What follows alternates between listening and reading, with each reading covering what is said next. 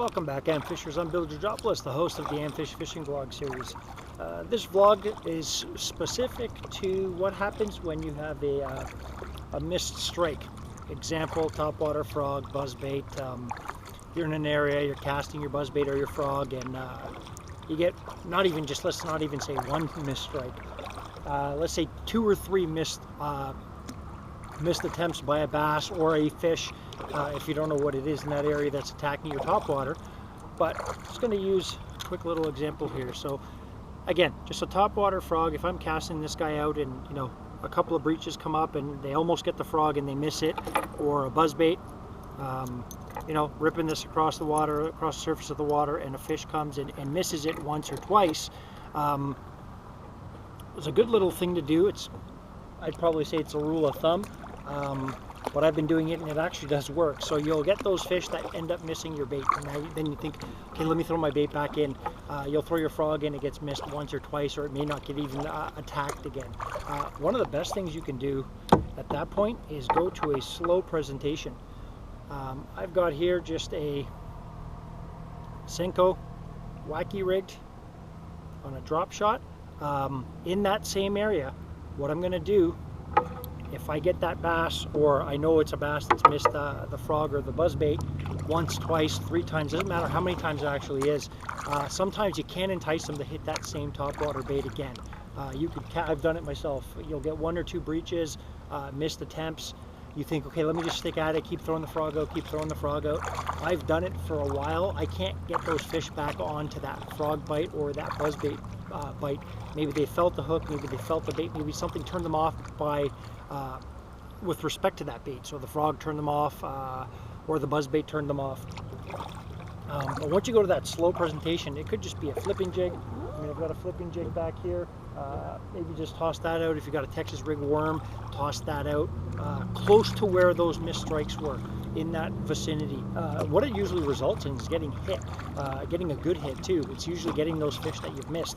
But like I said, this is a drop shot here, a little Senko wacky rigged. I can actually just take the weight off the bottom, snip the line by the hook, and then I just have a wacky rigged, no weighted at all, just a Senko.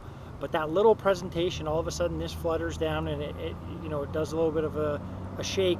It's just enough sometimes, if that fish is still there, still hungry, still pissed off, and wants to hit something, you're pretty much guaranteed you're going to get it on that slow presentation after they've missed a more aggressive style of fishing. Example, again, topwater fishing is very aggressive. Usually strikes are pretty nuts and exciting.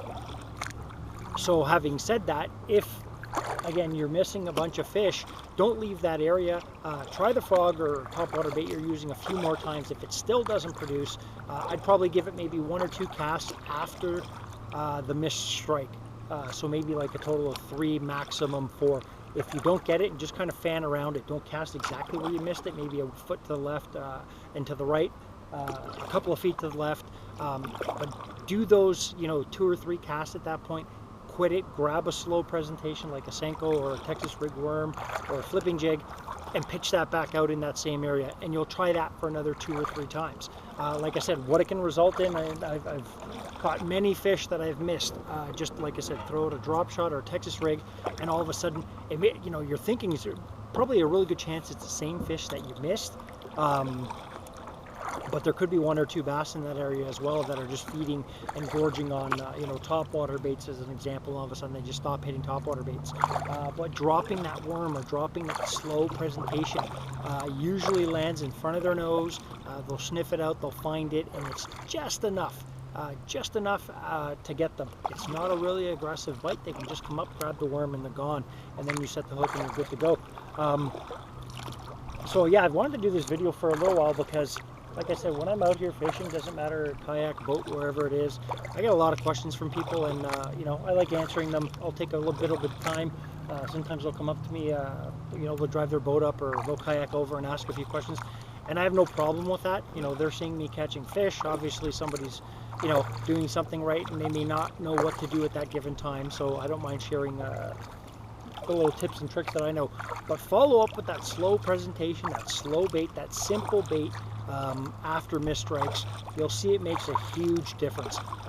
Just make sure you have everything rigged up. You don't want to be wasting 10 minutes trying to tie on a Senko, you know, to catch a bass that struck a frog 5-10 minutes ago. So thanks for tuning in, guys. I'll see you at my next